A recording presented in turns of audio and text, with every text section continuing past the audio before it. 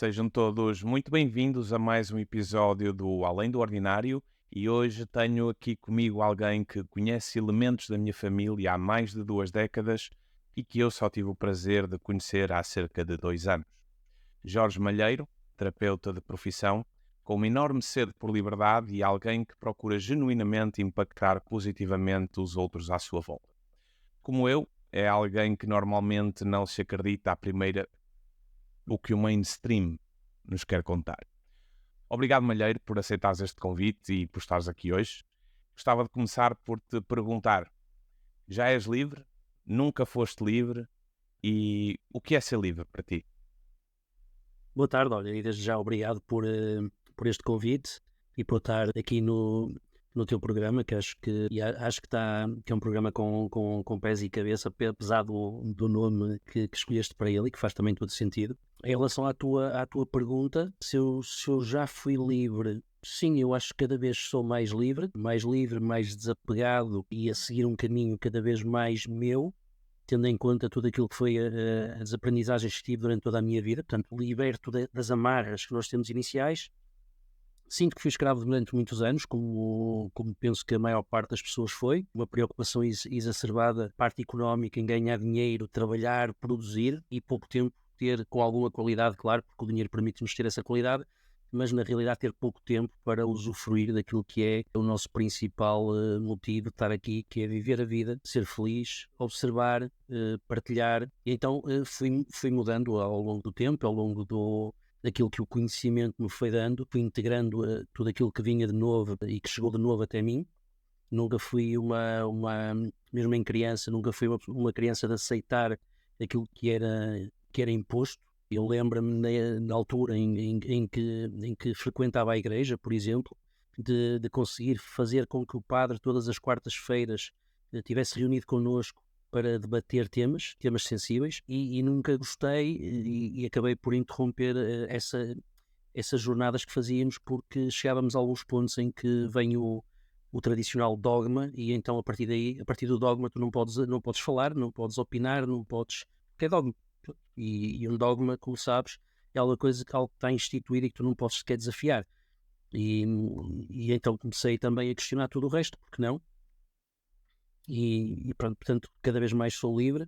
Sinto que hoje sou praticamente livre, principalmente naquilo que me é possível ser livre, e tento sempre caminhar cada vez mais nessa direção e, se possível, influenciar também aqueles que estão à minha volta de verem as coisas de maneira diferente. Eu tenho uma sensação um bocadinho diferente. Eu sinto que nasci livre e com o passar do tempo, com a educação, com todas as instituições, hum, me fui tornando escravo.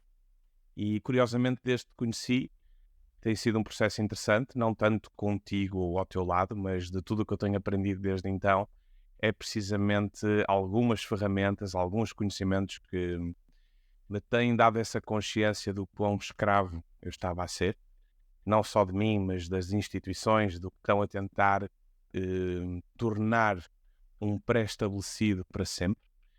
E o que é que nós podemos imaginar ou pensar que temos pela frente se quisermos também reverter esse processo e voltarmos a ser livres no que toca a liberdade de expressão, liberdade de pensamento, liberdade de questionar o que está a acontecer ou o que pode vir a acontecer? E de escolha, não é? Escolha. Sim, é assim, eu acho que cada vez mais temos de estar atentos e não dar como dado adquirido aquilo que nos foi mostrado como certo, como 100% correto. E eu acho que é a partir do momento em que começamos a questionar tudo o que está à nossa volta que surge este pensamento de eu afinal eu não sou livre. Afinal eu não posso questionar algumas coisas, eu não posso sequer procurar, porque o ataque de todos os outros é uma coisa brutal, é uma coisa muito forte. Deves imaginar que tudo isto perante familiares, amigos, é um processo muito complicado. Assim, os meus amigos de hoje não são os meus amigos de há 5 anos atrás, há 10, há 15, há 20, foi sempre mudando, porque foram mudando também as minhas convicções, as minhas maneiras de viver a vida e as minhas maneiras de ver as coisas de outra forma. E isto é um processo que também tem os seus custos, não é? E então, assim, o que é que tu podes fazer? Podes começar primeiro a tentar pesquisar, procurar, também tentar perceber alguns alertas que nos são dados e que infelizmente as pessoas não têm essa atenção, tentar ver aonde é que está aqui o paradoxo entre a liberdade e a escravidão, não é? Não é? Porque eu tenho que obedecer a alguém que não conheço de lado nenhum e que diz assim, a partir de agora tu só podes fazer isto, e eu tenho que fazer, porque senão tem consequências negativas para mim. Isso não é característica de uma pessoa livre. Uma pessoa livre, eu tenho direito, eles têm que chegar ao pé de mim e dizer assim, olha, queres isto ou preferes aquilo? E eu tenho que escolher aquilo que a minha consciência ditar. E não é isso que acontece. Aquilo que acontece é, vamos pôr, por exemplo, nesta estrada que só podes agora passar a 100 km/h. E eu não tenho segunda opção.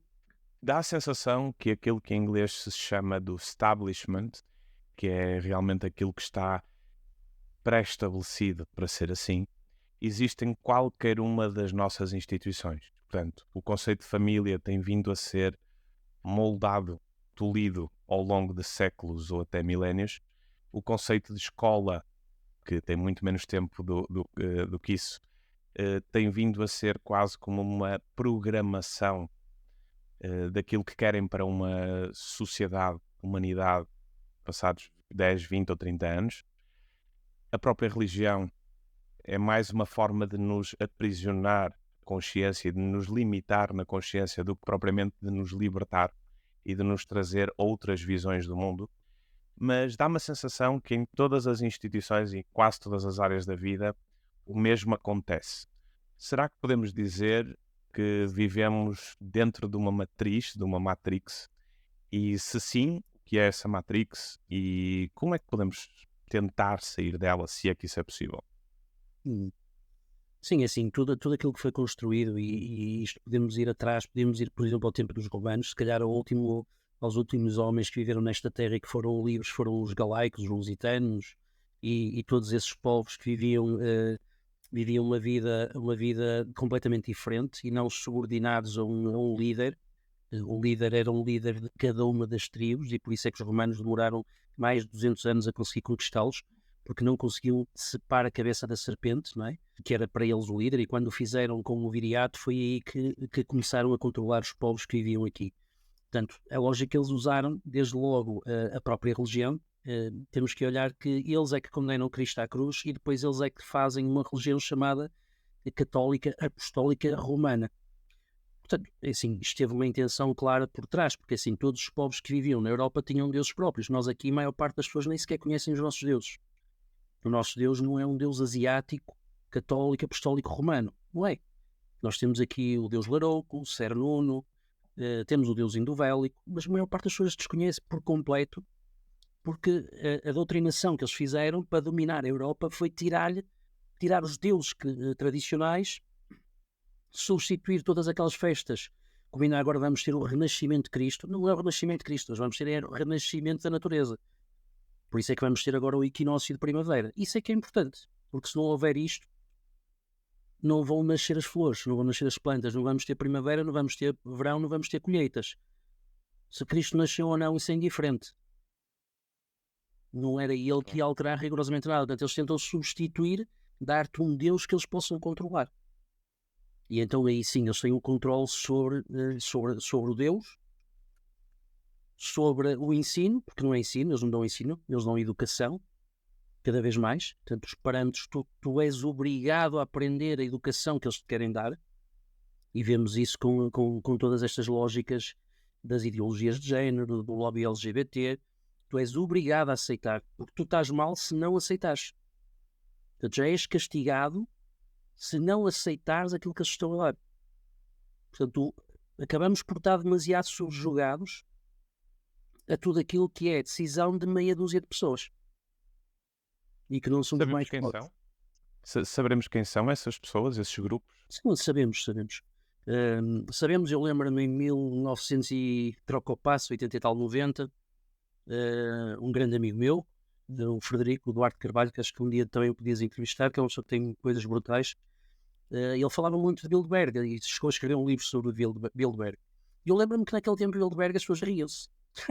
Isso é conspiração, pá, isso tu estás maluquinho, pá, andas aí a ler conspiração. Hoje Bilderberg é uma coisa mais do que aceitável, não há nenhum primeiro-ministro que não seja primeiro-ministro que antes não tenha ido a Bilderberg. Porque assim nós sabemos que a nova ordem mundial é que manda nisto tudo.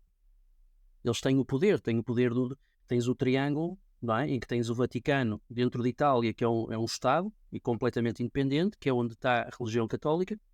Tem os bancos, tem o dinheiro, tem o poder.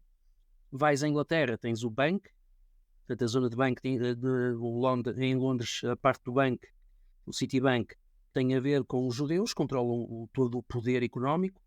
E depois vais a Washington DC, onde tens, logicamente, os árabes, não é? Que fazem o mesmo, e tens este triângulo, que é o triângulo que emana todo o poder. Tocaste num assunto muito interessante, que foi a palavra, o conceito de teoria da conspiração.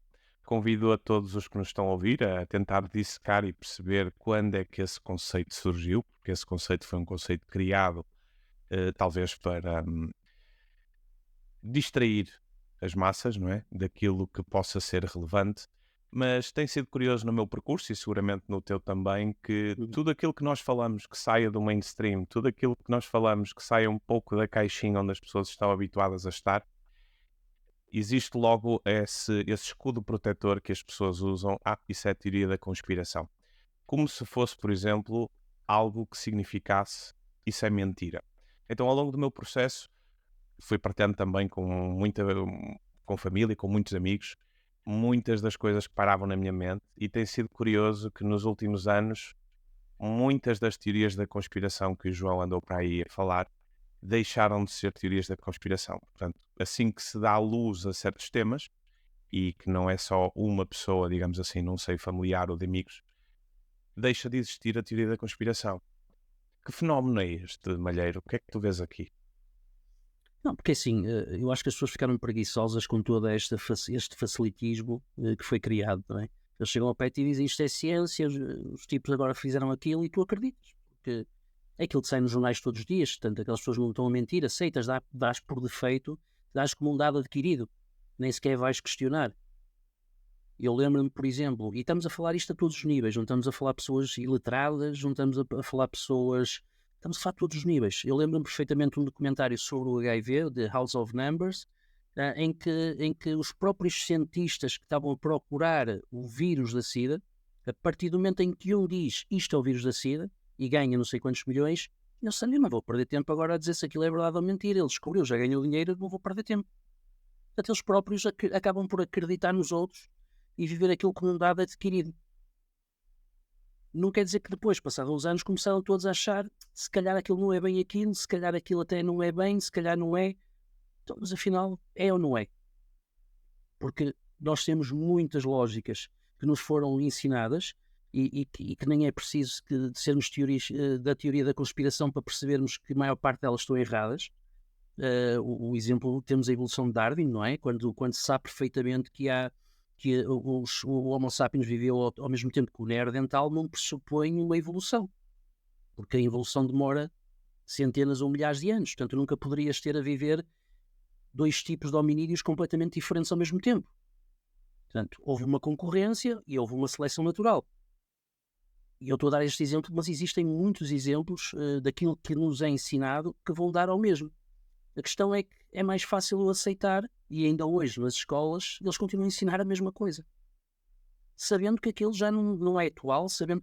Agora é assim, então mas vamos tirar Darwin das escolas? Aquele senhor foi muito importante. Então ninguém tem a coragem, só que o Darwin fez isso há 200 anos atrás. Qual é a veracidade que aquilo pode ter? Pode ter à luz da ciência de há 200 anos atrás. A mesma coisa do clima. Alterações climáticas, nós só temos relatórios de clima no máximo há 200 anos atrás. E estou a dizer 200 anos, estou a exagerar. Se calhar há 100 anos não tínhamos os dados que temos sobre o clima. Portanto, estamos a reduzir tudo aquilo que é os não sei quantos milhões de anos da Terra a meia dúzia de dias. E como é que tu fazes esta diferença? Mas isto é uma teoria da conspiração ou não é? É fácil provar. Eles ainda agora vêm dizer que a Groenlândia está a perder o gelo todo. Aquilo chama-se Greenland. Porquê que se chama Greenland? Porque uns senhores que há 500 ou 600 ou há 1000 anos atrás andaram a descobrir o planeta todo, que eram os vikings, não é? Foram lá e disseram assim, olha, isto é tudo verde. Eles não chegaram lá, isto é tudo gelo e vamos chamar verde. Não é? Portanto, é uma teoria da conspiração que deixa de ser. Não é? Porque assim as pessoas não se dão ao trabalho de pensar. O excesso de CO2 vai matar o planeta. O CO2 tem uma representação em termos de de gás no planeta de 0,004%, que é isso? E depois, pior que isso, é que todos aprendemos na escola que as plantinhas precisam de CO2 para sobreviver e para libertar o oxigênio. Ou seja, aquilo que eu aprendi na escola é que se houver mais CO2, existem mais plantas e mais oxigênio. A retórica hoje é muito CO2, o planeta vai desaparecer porque as plantas vão morrer todas. Portanto, isto é de alguém preguiçoso que nem sequer quer olhar para as coisas como elas são. Portanto, eu acho que aquelas pessoas que vão atrás das teorias da conspiração são pessoas que querem aprender, querem saber mais, são interessados e vão atrás de tentar perceber, será que isto é verdade, será que não é verdade? E então aí começas a descobrir incongruências, não é? E começas a descobrir coisas que não fazem muito sentido. Só que depois, para te calarem, és conspiracionista. A verdade é que... Sim, mas a verdade é que assim, eu para poder falar, seja do que for, e para ser conspiracionista eu tenho que estudar. Os outros não, os outros limitam-se a dizer, não, a ciência provou isso. Eles não sabem nada. Eles não sabem nada. Eles não verificaram nada, eles não estudaram nada. Eles limitam-se a dizer aquilo que os outros disseram, repetem. Ai, a ciência, a fotografia, o não sei quem. Então, mas eu fui estudar. Nas tuas pesquisas, na tua procura, tu preocupavas-te mais em procurar a verdade ou procurar e detectar as mentiras? Eu acho que era um bocadinho dos dois. Assim, primeiro, eu nunca fui uma pessoa de aceitar tudo aquilo que me metem à frente como um dado adquirido. Portanto, isso obriga-me a ir procurar e pesquisar e saber. Ainda hoje, como terapeuta, quando as pessoas dizem, porque tu atacas as outras terapias, por exemplo, eu não ataco.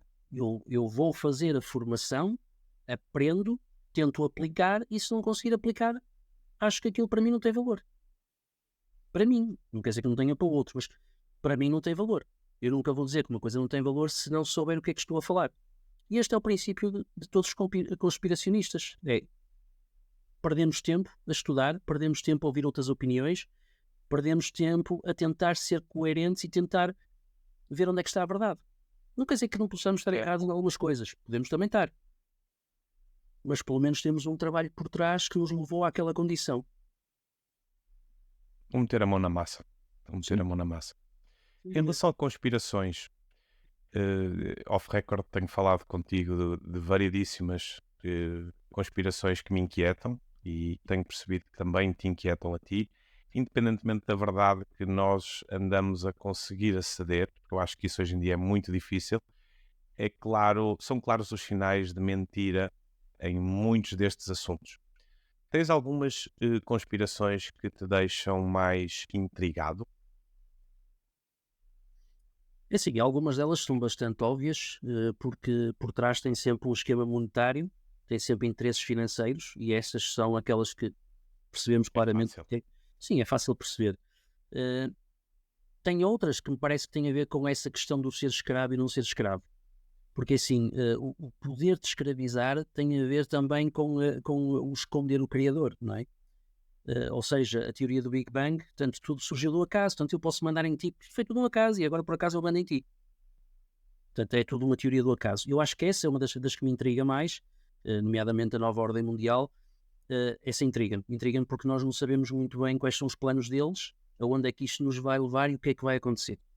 Nomeadamente todas estas guerras que acontecem, este Covid, essas coisas todas, tudo isto é de alguém que é muito inteligente, que sabe aquilo que está a fazer, isso eu tenho a certeza, mas ao mesmo tempo também não sei até onde é que eles vão levar isto. Ou seja, se nos vão tentar escravizar definitivamente, através do controle total, que cada vez é maior, como sabes, hoje em dia praticamente não se consegue fazer nada sem que eles saibam. Tens as cidades de 15 minutos, tens os multibancos, querem acabar com a moeda de papel, portanto tudo isto vai levar a um paradigma completamente diferente em termos de controle. Eles vão sempre dizer que tudo é para nosso favor, porque as cidades de 15 minutos... Sim, claro, és assaltado em 15 minutos, eles conseguem chegar lá, e conseguem saber quem é o ladrão e não sei o quê. Mas também depois tem todo o reverso da medalha, não é? Por isso...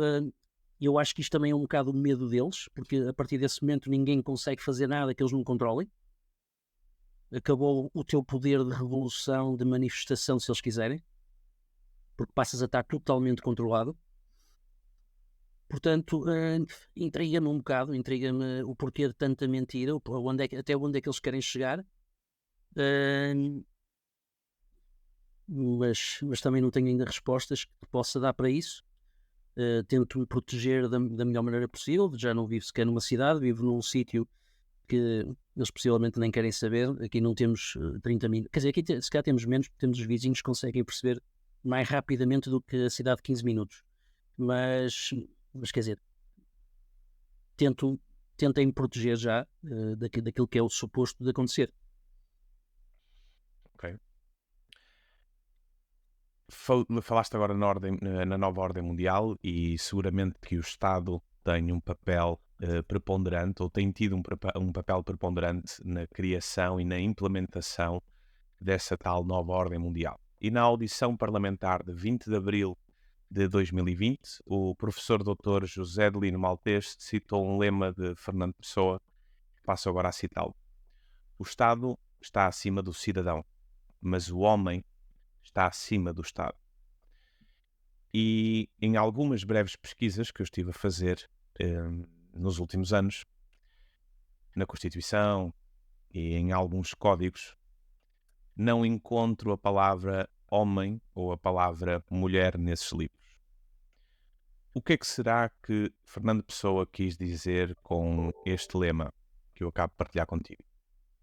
Sim, é assim, tens aí a base de tudo aquilo que estávamos a falar em termos de escravidão ou não é? Aquilo que Fernando Pessoa vem dizer é que esta criação dos Estados, até como empresas, como corporações, o Estado português nem sequer é uma empresa portuguesa, é uma corporação americana, que basicamente trabalha em cima de dívida. Portanto, o Estado português está completamente penhorado perante os bancos americanos e tem que cumprir com tudo aquilo que eles disserem. Portanto, isso faz com que todo o mundo acabe por ser levado numa corrente obrigatória, porque não tem por onde fugir.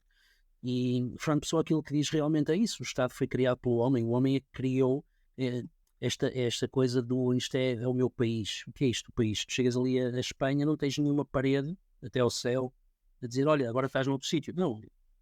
Para o gato atravessa a fronteira de um lado para o outro, não há país. As pessoas que lá vivem em aldeias que no meio da aldeia tens uma placa que diz Espanha e Portugal, eles não querem saber daquela placa. Portanto, isto é uma criação. E então o Estado é mais uma criação, e aquilo que o professor doutor Adelino Maltês quis dizer foi precisamente isso, que assim, o homem é que cria o Estado. Portanto, o homem está acima do Estado, e por isso é que tu não podes ver na lei nenhuma palavra que se refira a um homem ou uma mulher, porque ninguém pode mandar num homem ou numa mulher. A única pessoa que pode mandar em mim será o meu Criador. Enquanto eles não tiverem uma representação do meu Criador, eles não o podem fazer. Então o que é que eles podem fazer? Obrigam-te a registar-te, tu vais fazer o registro. É curioso que, por exemplo, há bocado falaste em família. Família é o conjunto de escravos que vivem debaixo do mesmo teto. Isto é a origem da palavra. E o registro de nascimento, por exemplo, em Espanha isso está explícito, está na internet, pode-se pesquisar. Para o civil é o nascimento da criança, portanto o momento em que a criança sai do útero da mãe, mas para o judicial não. É o crime que tu cometes por abandono e por homicídio daquela criança. Tu dizes, eu sou incapaz, e entregas a criança ao Estado. E registras a criança no Estado. O registro também é uma palavra que vem, antigamente, quando havia os reis, não era? Davas as terras ao rei. Se descobrisse uma ilha, ias fazer o registro e dar aquela terra ao rei. É a mesma coisa que estás a dar. Por isso é que as coisas não são tuas. Por isso é que se não pagares o imposto do teu carro, eles levam-te o carro. Eles não podem levar algo que é teu. Só podem levar algo que tu registaste e que é deles. No sistema deles. Precisamente. Para mim, aquilo que é mais óbvio é pegar na carta de condução e no cartão de cidadão e olhares que o teu nome não está igual escrito na carta de condução e no cartão de cidadão. Na carta de condução, na carta de condução o teu nome está bem escrito, portanto, primeira letra maiúscula e o resto minúsculos. No cartão de cidadão é tudo maiúsculas, como se fosse o nome de uma empresa. Porquê? Porque tu, quando estás com o teu cartão de cidadão, tu és uma empresa para eles. Por isso é que tens deveres perante eles. A verdade é que nunca fizeste nenhum contrato com eles. Então depois aqui há contrassenso entre aquilo que é o código, não é? O próprio código deles, não é? Pode ser o comercial, por exemplo, em que para duas empresas, para falar entre elas, tem que ter um contrato. Quando fazes o registro e fazes o contrato com eles a dizer eu sou este cartão, não é? Tens de ter os prós, tens de ter os contras, tens de saber o que é que está a acontecer. Um contrato nunca pode ter só um lado. Sempre que partilhei, ou quase sempre que partilhei isso com pessoas próximas, a maior parte delas citou que o primeiro grande registro ou o primeiro grande contrato seria a certidão de nascimento. Faz algum sentido isto? Sendo que quando eu nasci não consigo ler, não fui eu que assinei, portanto alguém assinou por mim. Isto faz algum sentido? Não, voltamos outra vez ao mesmo, não é? O cientista sabe, o governante sabe, não é? Então eu nem sequer vou questionar, ninguém questiona, ninguém põe condições. Estás, o que é que tens que fazer? Tem que registrar. E vais registrar. Muitas vezes porquê? Porque tens o almoçado do lado lá, não é? Tens o abono de família. Pega lá a prendinha, epá, vou registrar, vou receber aqui 50 euros e não sei o que, estou contente, não é? Portanto, nem sequer vais questionar, porque a maior parte das pessoas não estão sequer preparadas, nem sequer querem saber disso. Fazem as coisas por impulso e porque os outros fizeram. Vais logo batizar o teu filho. Nem sabes se ele quer ser daquela religião. É a mesma coisa. Estás a impor algo que ele não escolheu. Porque tu não perguntas à criança o que é que ela quer ser, o que é que ela quer fazer. Tu hoje não podes chegar ao pé de uma criança e se ela disser assim, eu quero ser pastor. Não podes. Porque para ser pastor, tens que ir para a escola, tens que fazer até o 12º ano, se calhar vais para a universidade, e depois no final diz assim, então agora vou para o pastor, porquê? Que é o grande problema que temos hoje. Toda a gente tem que ser formada. Porquê? Porque é o orgulho para os pais. Epá, não temos eletricistas e canalizadores, e esse é que ganham dinheiro. Mas chega o teu filho a casa e diz, pai, quero ser canalizador. Pá, toda a família era doutorada e agora vem um que quer ser canalizador. Que desgraça. Que desonra. Isso preocupa-te o facto de estarmos a viver não só num país, mas num planeta quase repleto de diplomas, em que para além das pessoas saírem com diplomas, saem com muita pouca prática. Mas quer dizer, fazem-se aos pontapés médicos, engenheiros, arquitetos e por aí fora, e se calhar nem sequer há emprego para esses todos. Preocupa-te isto? Preocupa-me porque mais uma vez estamos a formar pessoas, não é? Porque tu estás a dar-lhes uma bagagem que eles acham que depois com aquilo vão ter um bom emprego, ganhar dinheiro, e aquilo que estás a fazer a montante é ter pessoas completamente desesperadas, em depressão, porque pensaram que eu agora chego ali, sou psicólogo e vou ganhar dinheiro e vou fazer o que gosto. Não vais trabalhar se cá para uma loja, porque psicólogos há e dás um pontapé sem psicólogo. Mas o que fala psicólogos fala outras profissões, entendes? Claro. O que eu acho é que estamos, mais uma vez, a tentar, porque isto também foi um pós-25 de Abril. Toda a gente tem direito à educação, vamos ter um povo muito educado, muito... Então vamos fugir daquilo que era o passado, estás a perceber? E então as pessoas começaram todas a procurar e agora são todos formados. E depois, coitados, não é? Sentem-se mal, sentem-se inferiorizados, sentem-se em depressão porque não conseguem ganhar o dinheiro que era suposto ganhar depois do curso, não conseguem fazer aquilo que gostavam de fazer porque fizeram aquele curso.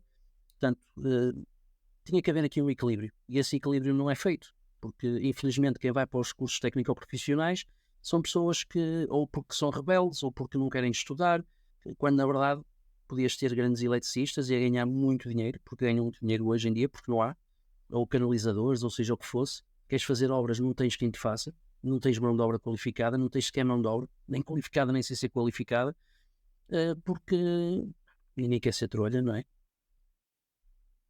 E depois é assim, isto corresponde a conhecimento? Não sei se corresponde. Nós temos estradas romanas há 200 anos que duram mais do que se calhar as estradas que eles fazem hoje. Portanto, nem sempre estás a avançar, não é? E tu entraste agora num assunto muito interessante, porque antigamente, eu não sou desse tempo, mas antigamente as coisas eram feitas para durar. Então as coisas que eram caras eram aquelas que aparentavam não só uma ótima função, mas uma durabilidade completamente fora de série. E hoje em dia dá a sensação que as coisas caras são as coisas um pouquinho melhores, mas que se calhar em 3, 5, 7, 10 anos no máximo tornam-se obsoletas ou tornam-se ineficazes. Isto é só por causa do dinheiro? Isto será para nos manter sempre numa roda viva, sempre atrás, atrás, atrás, de mais força para conseguirmos alimentar esta máquina? Será que vai partir esta máquina? Sim, porque na verdade o que interessa é que tenhas, é uma questão financeira, o que interessa é que tenhas crédito, que tenhas dívida. Enquanto tiveres dívida, trabalhas para pagar dívida. Portanto, se as coisas durarem muito tempo, tens um problema, não é? Tu deixas de ter dívida, se deixas de ter dívida, não é? Então não podes fazer nada. Como é que, por exemplo, a eletricidade, porque é que não é gratuita para toda a gente? Quem é que eles pagam para obter eletricidade? Não vão lá acima ao céu, olha, vou pagar aí quantos litros de chuva é que mandaste? A chuva não é deles, o sol não é deles, não é? Portanto, na verdade é assim, enquanto eles te tiverem preso com a cenourinha à frente, eu quero um carrinho novo, como eu já está a ficar velho, mais um empréstimo. Então vamos lá trabalhar para o empréstimo. Portanto, as coisas não precisam durar muito tempo, porque se durarem muito tempo tens o efeito adverso, não é? Por isso é que as casas antigamente eram de madeira, tinham, em termos de performances climáticas, eram muito melhores. Em termos de durabilidade, continuas a ter palácios feitos em madeira há 200 anos, ou há 300 anos, ou há 400 anos e que estão lá impecáveis. Mas isso não interessa, não é? Porque também, lá está, também se obrigou as pessoas a sair da arte. Onde é que tens hoje um bom carpinteiro? Alguém que saiba fazer a carpintaria que eles faziam antigamente. Porque isso não interessa.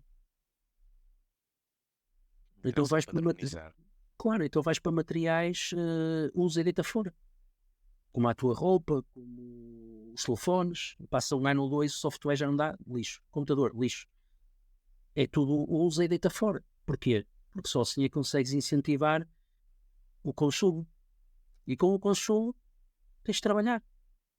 Se queres ter um último iPhone, queres ter um último carro, queres ter as últimas sapatilhas da Nike, queres ter só por ter lá um símbolozito da Nike, então tens de trabalhar. Tens de trabalhar, és um escravo. Porque no dia em que falhares, estás tramado. Eles caem-te em cima. Claro. Eu vou mudar um pouquinho aqui a conversa porque tu tocaste num assunto que tem mexido comigo nos últimos meses. Portanto, estou há mais de meio ano à volta deste assunto. E tu tocaste no assunto em que, ok, o sol e a água da chuva não é deles, ou melhor, não é de ninguém. E isso remonta-me à civilização da Tartária, onde, naquele caso, segundo os registros que encontrei, era uma sociedade onde a energia era gratuita. Provavelmente, ou melhor, eu comecei a pensar que talvez um dos graves problemas desta sociedade de hoje em dia é que nos prende precisamente por não nos dar acesso a esta energia que é gratuita, que existe para que nós possamos usufruir, mas parece que povos antigos já tinham esse conhecimento, usavam esse tipo de energia e facultavam à sua população essa mesma força para que a sociedade pudesse avançar. Tartária, o que é que te fascina na história da Tartária? Por que é que achas que ela é tão importante para talvez conhecermos o passado e, quiçá, entendermos o presente e tentarmos preparar o futuro? Assim, desde logo porque é claro que, e nós sabemos isso, mesmo sem o conhecimento que agora temos da Tartária, olhando para os egípcios e para outros povos, nós sabemos que havia povos muito mais evoluídos que nós. Esses povos não existem, desapareceram, os maias desapareceram, os incas mataram-nos, os incas mataram-nos, onde é que estão os descendentes dos egípcios? Não estão, onde é que estão os sumérios? Portanto, todas essas civilizações que mostraram ser muito mais avançadas acabaram por desaparecer, porque voltamos outra vez àquilo que é a economia. Porque é que não podes ter luz de graça? Tens que pagar a luz, e ao pagar a luz há um controle, não é? Porque repara, e eu vou dar um exemplo muito engraçado. Eu vivia na cidade, tinha um controle da água e pagava o consumo da água. Aqui onde eu vivo, como a água cai por todos os lados durante todo o verão e todo o inverno, não há falta de água, tu não pagas consumo de água. Tu pagas um valor mensal fixo, muito baixo, e que podes gastar a água que tu quiseres. Porque, na verdade, repara, as chuvas imensas que têm havido neste momento, daqui a 2 ou 3 meses, eles vão dizer que já está outra vez em seca. Porque isto é tudo uma questão de educação das pessoas, não é? Está em seca, não sei o que, poupa água, não sei o que, gastas água, pagas água cara porque há pouca água. Quanto bem é mais raro, mais tu tens que pagar. O engraçado é que assim, que eu saiba, a água só tem evapora, tem 3 estados, não é? O líquido, gasoso e o sólido. Portanto, ela evapora-se e depois vai ter que ir em algum lado. Portanto, a água que está no planeta é sempre a mesma. Nem é mais, nem é menos. A menos que haja fugas para o espaço, também não há. A Tartária, para mim, é perceber que realmente existiram povos anteriores a nós, muito mais avançados que nós. Aliás, por exemplo, os carros elétricos agora estão a chegar à moda, é uma questão apenas e só comercial e, mais uma vez, de dinheiro, porque já houveram carros elétricos há muito tempo atrás e foram abandonados. Na Tartária, logicamente, se olharmos hoje para muitas dos monumentos que ainda existem, que eles não destruíram, porque também fizeram o favor de destruir a maior parte das coisas, vemos que tem lá componentes elétricos. E esses componentes elétricos levam-nos a perceber que realmente eles conseguiam controlar a eletricidade, conseguiam fazer uma distribuição de eletricidade e conseguiam assim ter acesso a um bem que é de todos, porque o vento que faz as ventoinhas andar é de todos, o sol é de todos, a água é de todos. Portanto, não faz qualquer sentido alguém ganhar dinheiro com uma coisa que não é dele. Porque se tu mandas uma carta à companhia da eletricidade, à EDP, e dizes assim, meu amigo, olha, mostra-me aí a fatura de compra daquilo que você produz. Onde é que está? Não existe, não é? Portanto, eles estão a usar o que é nosso. Eles estão a usar o que é de todos. Não é? E a Tartária, claro, se virmos e se formos pesquisar sobre a Tartária, percebemos os monumentos que eles tinham, as casas que eles tinham, o sistema de aquecimento que eles tinham, o sistema elétrico que eles tinham, portanto era tudo muito avançado. Ainda é um mistério porque é que desapareceu. Há várias teorias, depois podemos achar que uma é mais lógica do que a outra, mas aquilo que nos faz pensar é que realmente há séculos, não é? E já houve povos mais avançados que nós, muitas vezes. Muitas vezes. E muitos deles, se reparares, os incas e essa coisa toda, fugiram sempre para as montanhas, para o sítio mais alto que puderam.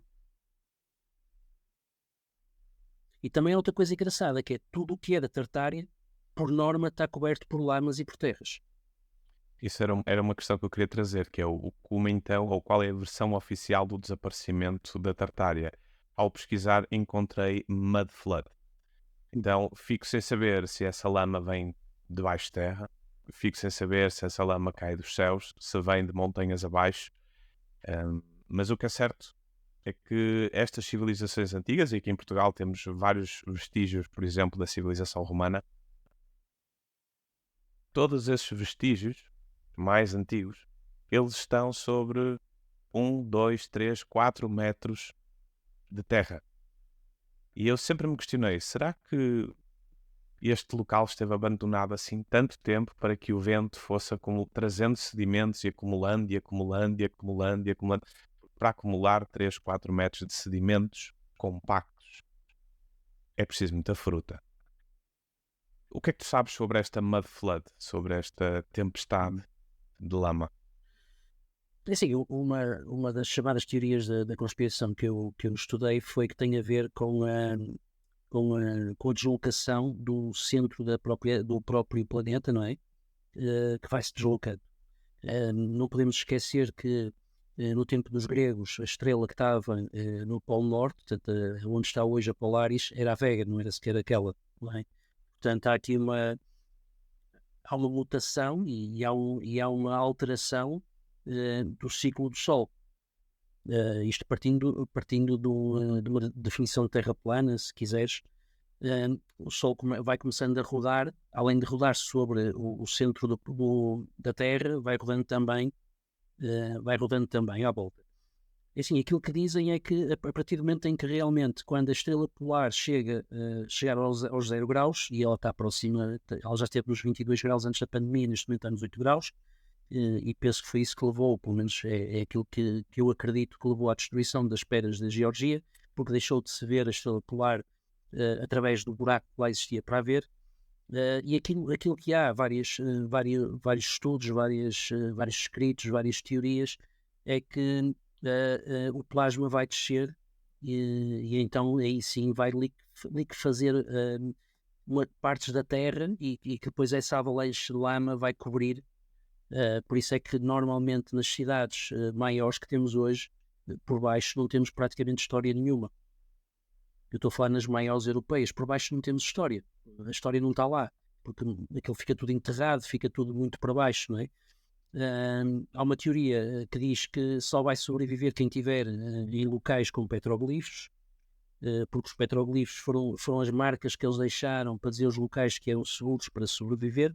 Há até um professor universitário brasileiro mas não é só ele, mas que fala e explica muito bem esta questão, que também tem a ver com os livros indianos. Posso dizer que tive o prazer de falar com alguns, vamos chamar gurus de alguns movimentos indianos, e que eles próprios, as bases deles, os campos deles, mesmo aqui em Portugal, estão todos acima dos 500 metros, porque eles prevêem que abaixo de 500 metros é sempre um risco muito grande. E eu perguntava-lhes se era por causa do nível de subida das águas, eles diziam que não, que era por causa da descida do plasma, e que a parte maciça de Portugal e de Espanha, esta parte aqui mais central, Serra da Estrela, este maciço todo, tem grande probabilidade de sobrevivência a isso. É lógico que ninguém sabe quando é que poderá acontecer, portanto é sempre também ninguém sabe, portanto pode acontecer a qualquer momento. E aquilo que me parece, e aquilo que eu ouvi e que li muito sobre isso, é que a Tartária acabou por ficar soterrada e por isso é que tu tens cidades e fotografias de cidades como Moscovo em 1900 e qualquer coisa, uma cidade monstruosa e não tem ninguém nas ruas. Portanto, parece que aquilo foi tudo abandonado de um momento para o outro e não se vê ninguém. Portanto, eu penso que isso é cíclico, penso que isso faz parte do próprio. Eu penso que será o próprio reset da Terra, não é? Um renascimento, uma nova, sei lá, uma limpeza, se quisermos chamar. Será Penso que que isso seja está mais por aí. relacionado com o The Great Reset que o FMI tem estado a promover como algo muito bonito e muito interessante que vem aí? Sim, repara, cada vez mais os milhares de milhões de investimento, e isso, assim, toda a gente fala na fome. Agora, a fome em África deixou de ter muito sentido, como apareceu a SIDA, é tudo justificado com a SIDA, mas continuas a ter fome em maior parte do mundo. No entanto, investes milhares de milhões de euros todos os dias na corrida aeroespacial, não é? Porquê? Porque alguém quer fugir daqui, não é? Portanto, se queres fugir daqui é porque tens medo de alguma coisa que aqui possa acontecer. Portanto, o próprio Elon Musk, não é? Cada vez mais a tentativa é como é que eu vou aqui para cima para estar lá em cima seguro, não é? Portanto, o grande reset eu penso que será isso, será o reset da civilização. Sobreviverão sempre alguns, porque tem que haver uma continuidade, mas a maior parte, a ideia, penso eu, será a maior parte desaparecer, como desapareceu sempre. Eu volto a perguntar onde é que estão os egípcios originais, onde é que estão os incas, onde é que estão os maias. Eu lembro-me de ter estado no México, eles não têm túmulos daqueles milhares de pessoas que viviam lá, não existe nada, desapareceu tudo. Onde é que eles foram? Não é? E penso que o grande reset é um bocadinho por aí, é fazer um reset e recomeçar tudo de novo, como se fosse um jogo, não é? E então há bocadinho falaste na Matrix e aí encosta um bocadinho à Matrix, não é? Parece que é um jogo, de repente, olha, isto está a correr mal, vamos reiniciar o jogo. E reinicia-se o jogo. Não funcionou assim, agora vamos tentar assado. E depois a seguir vamos tentar de outra maneira. E então parece que há aqui ciclos, não é? Tenta-se, dá-se a oportunidade, faz-se o reset, volta-se outra vez ao início. Parece que estás a começar uma nova partida, não é? É a ideia que dá, percebes? Porque tu tens pirâmides, as pirâmides foram feitas há milhares de anos e aquela gente não tinha contacto entre elas. Como é que eles fizeram todas as pirâmides ao mesmo tempo? Como é que as pirâmides estão feitas como estão feitas? Como é que estão alinhadas? Portanto, tinham que ser pessoas com capacidade, com conhecimento. Não é aquilo que eles nos querem vender. Eram os trogloditas que construíram as pirâmides. Não é? Os trogloditas chegaram ali e construíram as pirâmides. Tá. Há quem acredite ali que fizeram a pedra, foram milhares de milhões de escravos, quando naquela altura nem sequer havia tanta gente, não é? Não é? Que nós sabemos que há 2000 anos atrás a quantidade de pessoas que viviam no mundo era muito ínfima em relação ao que existe hoje, não é? Portanto, hoje não conseguias E a construir. logística? Sim, tudo, tecnologia, tudo. Pedras que foram cortadas, que aquilo parece que uma arma laser ali, direitinhas. É impossível fazer hoje, tanto não conseguirias fazer nunca. Já tinha que haver civilizações muito mais avançadas, muito mais preparadas, muito mais capazes. Deu errado, ou quiseram ou não quiseram ir por aquele caminho que se calhar as pessoas, porque não as pessoas revolucionaram-se, por exemplo, não é? Que é um bocadinho o que tens hoje, cada vez mais, as pessoas estão-se a revoltar, estão a ganhar conhecimento, não é? Cada vez tens mais pessoas a fugir da matriz, a fugir daquilo que é imposto, daquilo que é nos dado como claro, não é? Se isto um dia se tornar incontornável, só o reset é que vai resolver. Infelizmente concordo. Infelizmente concordo. Para quem nos possa estar a ouvir, que seguramente quem vai ouvir, a maior parte daqueles que vão seguir este tipo de conteúdo serão seguramente pessoas que se questionam e que provavelmente não se conformam com tudo aquilo que lhes é contado. Que conselhos podes dar a quem queira começar a ver além do véu daquilo que o sistema nos coloca à frente? Eu acho que estudar é fundamental. Porque se há uma coisa que não é fácil, é ser conspiracionista, porque tens que estudar muito. Eu lembro-me, por exemplo, na parte, por exemplo, da saúde, da medicina germânica, que é a terapia que eu trabalho, eu para estudar aquilo foram 12 anos. Um médico não estuda tanto como eu. E porquê? Porque tens que quebrar crenças, tens que fazer provas para poderes acreditar, não é só eu acredito e está ali. Porque se acreditas em algo que não existe, como um Deus, como seja o que for, não é? Aí é fácil. Porque basta ter fé. E a fé é fácil. Eu tenho fé nisto, pronto, está resolvido. Agora, teres crença em coisas que são objetivas e que são prováveis, não é? Dá muito trabalho, porque tens que estudar muito. Depois tens que pesquisar, tens que testar, tens que aplicar. E só assim é que tu consegues saber se realmente aquilo tem algum caminho ou não. Eu digo-te assim, eles nunca foram à Lua. Tens que estudar, tens que perceber o que é que aconteceu e ver os vídeos de altura, tentares fazer juízo de valores, tens que ver, não é só pegar e dizer, pronto, eu não acredito só porque não acredito ou porque a bandeira abana muito. Isso não faz qualquer sentido. Que é a ideia que eles têm de um conspiracionista, é uma pessoa que é maluquinho. Acredita em qualquer coisa. E a bandeira estava a abanar, isso já é facto que não foram à Lua. Não, claro que não, não é? Não é isso que estamos aqui a falar, estamos a falar em estudos a sério, estamos a falar em perceber muita coisa, não é? E, portanto, eu acho que as pessoas têm que estudar, primeiro têm que ver qual é o tema que para eles é mais atrativo, não é? Que é para também não perder o entusiasmo, porque perde-se muito tempo. E tu sabes isso, tu estudas se quiseres estudar a Tartária, perdes 2 ou 3 anos. Portanto, se fores somar 2 ou 3 anos a cada tema, tens uma vida. Para se calhar não chegares àquele tipo de conclusões ou de factos que tu gostarias de chegar para conseguires convencer todos aqueles que te andaram a atacar durante anos na tua pesquisa. Sim, que podes nunca conseguir. Pois, é o mais provável.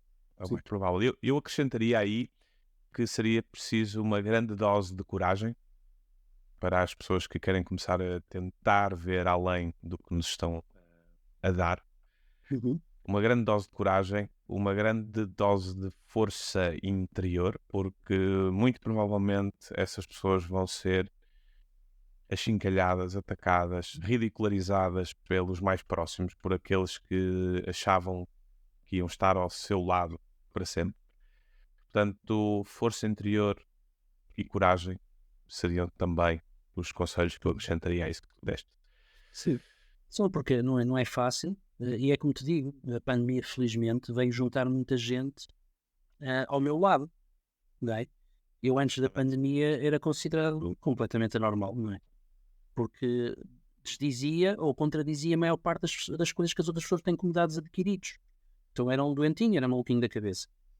Com a pandemia, permitiu que a maior parte das pessoas que lidavam comigo antes da pandemia desaparecessem, porque não tem sequer um tema de conversa parecido com o meu, não tem, não tem conhecimentos, não tem nada para me acrescentar, e juntaram-se uma data de pessoas novas com experiências com ensinos que me vão dar, porque eu não sei tudo, nem sou super supremo de nada, não é? Mas são pessoas que me vão ensinar, que eu vou ouvir outras lógicas, porque uns leram uns livros, outros leram outros, outros viram isto, outros viram aquilo, outros conheceram estas pessoas, outros conheceram aquelas, e é aí que nós estamos a enriquecer. E ao falar com outras pessoas, ao fazer este tipo de debates e ao ir à conversa, é aí que nós estamos a crescer e estamos a acrescentar coisas ao nosso conhecimento, não é? E aí sim, são pessoas novas, são pessoas disruptivas, são pessoas que têm uma visão completamente diferente daquilo que é normal. estabelecido, não é? Sim. E já agora, como é que lidas com o ceticismo em relação aos conteúdos que saem da tua boca, às tuas crenças? Será que existe alguma estratégia ou até necessidade de dialogar com céticos? É assim, eu dialogo sempre com toda a gente, porque eu acho que assim, eu não tenho que abandonar uma pessoa sem sequer tentar fazer algo por ela. E quando digo fazer algo, é assim, não é que eu queira que os outros mudem, porque eu mudei, mas é muitas vezes, se estivermos a falar, por exemplo, em questões de acreditarem se é redondo, se é plano, se for alguma, se não for alguma, isso para mim, para a outra pessoa é um conhecimento que não lhe traz grande mais-valia. Mas, por exemplo, eu senti sempre isso. Eu dei palestras em quase todas as feiras alternativas do país, e ainda dou, durante anos, e sentia muito. Havia aquelas pessoas que iam ter comigo e diziam: "Opá, o senhor abriu aqui uma porta e realmente faz todo sentido", e começaram depois, e são pessoas que me vão seguindo e vão falando, mas também houve aquelas pessoas que saíram a dizer: "Este tipo é maluco e não faz qualquer sentido". Mas está tudo certo. Assim, cada pessoa que tu consigas conquistar, cada pessoa que tu consigas trazer para o lado da verdade, e quando eu digo a verdade, porque muitas das coisas que nós falamos têm prova, não estamos aqui a falar em conspiração sem sentido e que depois não tem qualquer saída, nem temos nada para dar a essas pessoas, estamos a dizer coisas que depois são comprováveis, muitas delas. Portanto, estás a abrir um caminho completamente diferente. Eu lembro-me no Covid, quando eu disse isto vai acontecer, e o que vai acontecer é isto, isto, isto, isto, isto. Houve muita gente que depois, passado um mês, disse: "Pá, tu disseste isto porquê? É que está a acontecer o que tu disseste. Então, pronto, vamos lá falar". E então consegues, mesmo que a pessoa tenha alguma dificuldade, ela acaba por depois conseguir-te acompanhar. Consegue viver depois aquilo de maneira diferente, porque percebe o que é que está a acontecer. Mas há muitos outros que saíram da conspiração e se seguiram pessoas que tinham uma lógica diferente e que estava errada, porque há muitos, acabam por não dar a lado nenhum. Mas isso também faz parte. Eu ainda há pouco tempo abandonei um grupo onde estava porque disse: "É assim, as coisas, isto é o que eu acredito e as coisas são assim e ponto final". E saí do grupo. E sabes o que é que aconteceu? Vieram 10 ou 15 pessoas pedir amizade, outras pessoas vieram pedir consultas porque tinham problemas e que queriam resolver. Foi uma maneira de despertar as pessoas, foi ser um bocadinho drástico, um bocadinho violento e dizer: "Pronto, eu bato a porta e vou-me embora". Porque quando tu bates a porta e vais embora, eles também percebem que é assim, afinal, este gajo não está aqui para ganhar dinheiro, porque senão não vai embora. Não é? Quando tu bates a porta e vais embora, é porque tens alguma segurança daquilo que estás a fazer e porque sabes o que é que estás a defender. E penso que aquilo que nós mais temos, aqueles que são chamados conspiracionistas, é mesmo isso, é certezas. Não baseada no telejornal, não baseada no diz que disse, do cientista que disse que está aprovado não sei aonde, que não existe prova, não é? A maior parte da prova é estatística. E ponto final. Tenho mais 2 ou 3 perguntas para ti e gostava de fazer 2 convites no final. A tua visão fora da norma ou fora da caixa sobre o mundo influencia a tua prática terapêutica? Se sim, como? Sim, influencia porque foi numa altura em que eu tinha desacreditado e tinha abandonado tudo aquilo que era a minha educação de base cristã. Tinha começado a entrar nas teorias da conspiração já há algum tempo, tinha acabado de acontecer a queda das torres em Nova Iorque. Pá, e comecei a estudar aquilo, estava na altura, até estava na área de engenharia, engenharia civil, e foi curioso tentar perceber o que é que tinha acontecido ali. E então, nessa altura, aparece-me curiosamente uma pessoa que me entrega um livro e diz: lê isto. Pá, e aquilo foi um desafio. Eu fiquei tipo: lê isto, vou tentar perceber o que é que temos aqui, não é? E quando comecei a ler, quando comecei a perceber e quando comecei a olhar para as pessoas e a fazer o enquadramento daquilo que estava no livro, portanto, eu olho para a pessoa e perguntava: aconteceu isto? Aconteceu. Então isto tem que ter alguma verdade aqui, não é? Apesar de ter lá provas e provas que são científicas, mas de qualquer maneira, quer dizer, comecei. Então, claro, voltei a minha terapia toda. Eu tenho várias formações, desde muitas em hipnose, muita coisa. E acabei por pegar e pôr todas essas terapias, a parte que eu achasse que podia dar-me ajuda na terapia, na medicina germânica, que é aquilo que eu pratico, porque percebi que aquela era a que continha a verdade. Principalmente quando fui posto à prova e me disseram: olha, anda a fazer uma palestra para falares de outras pessoas. Eu fui e tenho lá uma pessoa que no final fica curada de uma epilepsia. Então eu percebi que realmente, espera aí, eu tenho aqui uma arma. E que benefícios são esses que a nova medicina germânica pode trazer a quem procura? Assim, a medicina germânica pode trazer-te tudo, porque, como te disse, é uma medicina científica. Foi um médico e, aliás, ele antes de morrer ganhou 3 processos na Comunidade Europeia para que fossem apresentados os estudos de pós-doutoramento dele, que nunca aconteceu. Tem prova, portanto, consegues fazer a relação doença com aquilo que a medicina germânica diz, é fácil de relacionar. Tens uma prova através do ataque cerebral, portanto não estamos a falar em algo que é subjetivo. E o que podes ganhar, é muita coisa o que podes ganhar, porque desde logo podes evitar, eu não uso medicamentos há 15 anos, uso médicos quando são coisas que só o médico é que pode resolver, aí sim. Mas fora disso consegui debilitar a maior parte dos problemas que eu tinha. Eu tive alergias durante muitos anos, tive nenhum esmagamento da coluna e que os braços me adormeciam, tive muita coisa. E comecei a debilitar as minhas próprias coisas e depois comecei também a ter sucesso no trabalho com outras pessoas. A cura não é feita por mim, eu ajudo a pessoa. A maior parte das vezes a pessoa já nem precisa de cura, basta um acompanhamento. Mas consegues tudo, consegues mudar a vida toda, desde perceberes quem és tu, porque é que és assim, o que é que te condicionou a ser assim, porque é que tens o problema, seja ele qual for, o chamado problema da tal saúde, não é? Porque é que, ou como é que hás de reagir perante os teus filhos para que eles tenham uma condição de saúde melhor. Portanto, consegues alterar todos os parâmetros em termos de qualidade de vida, em termos daquilo que é a ciência da saúde, não é? Porque a saúde também está ligada aos romanos, como sabes, é assim, por isso é que não temos nenhum hospital que não tenha o nome de um santo, porque é Deus que te dá a saúde e é Deus que te tira a saúde. E então tu vês as pessoas, o Deus está lá sentado numa nuvem, olha cá para baixo e diz: epá, o Schneider hoje está despenteado, vou-lhe dar aí um cancro numa perna direita. Plim. E depois tu vais a Fátima, à mulher, mas à mulher que tem o filho dele, dizer assim: oh, dá-me aí um jeitinho para ver se o homem me tira este problema. Então metes lá as perninhas a arder e não sei o quê. Porque o que é que foi a Santa Inquisição? Foi matar pessoas que tinham conhecimento disto tudo.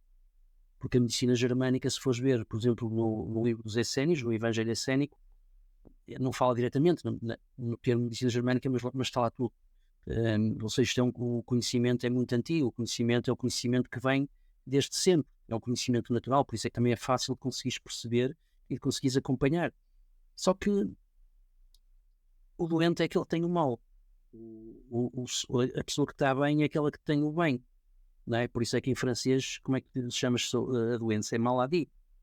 o mal o disse, não é? Portanto, se te portas mal, estás doente. Quem é que te pode curar? A igreja. Então vai lá meter uma moedinha na igreja. Portanto, é isto a ciência da igreja. Por isso é que temos hoje uma ciência, uma medicina, não é? Uma medicina estatística, praticamente é a quantidade de pessoas que interessa.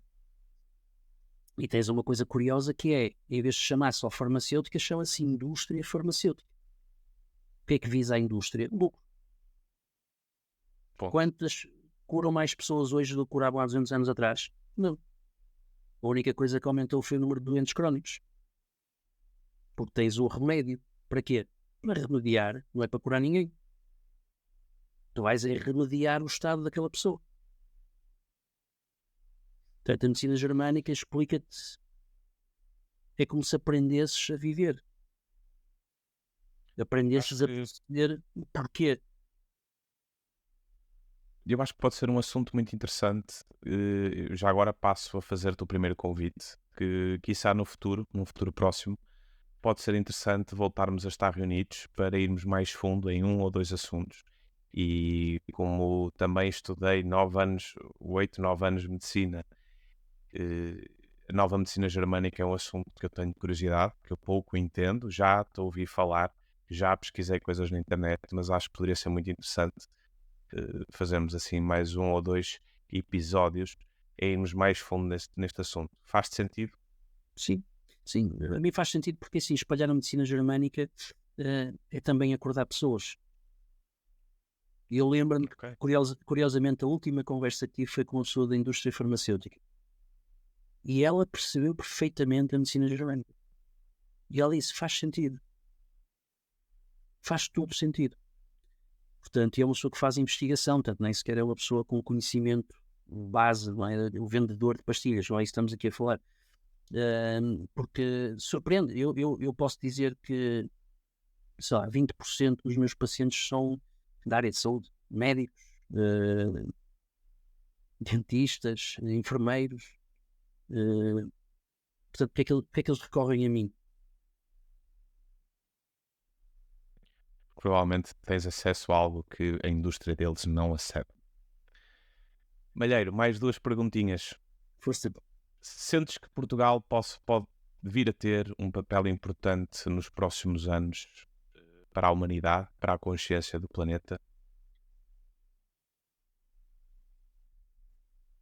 É assim, eu acredito que Portugal, este local onde nós vivemos, que tem muito para dar, deu durante muitos anos. Não sei se vai. Eu penso que politicamente não tem muito para dar, porque seguimos aquilo que são os moldes europeus de política e cada vez temos menos poder político, cada vez mais o poder político está na União Europeia, portanto, foge-nos completamente ao controle. Mas eu acho que sim, porque nós temos pessoas e sempre tivemos pessoas muito fora da caixa, pessoas inteligentes, pessoas capazes e pessoas que acabaram por ser referência no mundo inteiro. Se me perguntas concretamente como, eu não sei responder, mas gostava de ter algumas surpresas em relação a algumas pessoas, nomeadamente alguns empresários fora da caixa que temos, e tenho visto alguns cá em Portugal, a fazer muita coisa pelo bem comum, disruptivos, fora da caixa, a questionar, a lançar farpas, a pôr em posters desafios, tentar mexer com estes portugueses. Porque o português foi sempre lutador, foi sempre fora da caixa, inventor, porque a necessidade também fazia com que nós tivéssemos que inventar. Fomos atrás de outros mundos, fomos sempre muito diferentes daquilo que era todos os outros povos. Por isso é que um país tão pequeno, com tão pouca gente, conseguiu estar à frente do mundo durante tantos anos. Realmente éramos diferentes. Pode ser que se repita. A minha esperança é que sim. Vamos ver ainda como. Última questão, que é uma questão que eu quero e faço questão de fazê-la a todos os convidados. E se der merda da grossa na sociedade, o que é verdadeiramente importante para ti? É assim, Se der merda, eu estou preparado. Estou preparado porque assim, ehm, aquilo que eu tento fazer com os meus filhos é dar-lhes treino de sobrevivência, treino de autonomia. Vivo já num sítio bastante protegido de das primeiras consequências que possam haver. E tento, e cada vez mais, aperfeiçoar a minha autonomia, em termos até alimentares, para que se der merda, estou cá para isso. Eu, desde pequeno, sempre sonhei com um mundo pós-apocalíptico. Foi uma coisa recorrente e constante na minha vida. Sempre a questão do pós-apocalíptico, o defender-me, o saber. Então, isso foi uma coisa que também sempre tive em conta e que sempre investi algum tempo e conhecimento para tentar saber o que fazer e como fazer. Aquilo que eu tenho com alguns amigos mais próximos é uma localização em que, se acontecer alguma coisa, aquilo que eu peço é que eles se desloquem por lá, para depois, não direi todos os dias, mas de 3 em 3 dias ou de 4 em 4 dias, eu poder ir verificar quem é que lá está e poder integrar num sítio onde seja mais fácil a sobrevivência e que se possa fazer algo para tentar sobreviver e repor as coisas.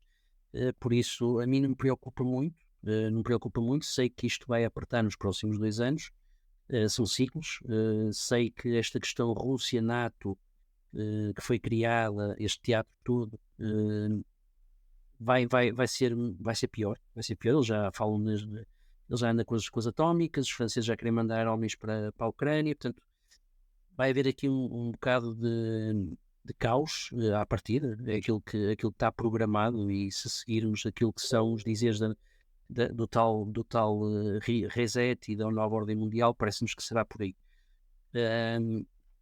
Viver nas cidades cada vez é mais arriscado, cada vez será pior, porque estás mais próximo dos sítios que são os potenciais sítios de ataque. Como também na falta de alimentos serão os sítios com maior violência, com maiores problemas. Hoje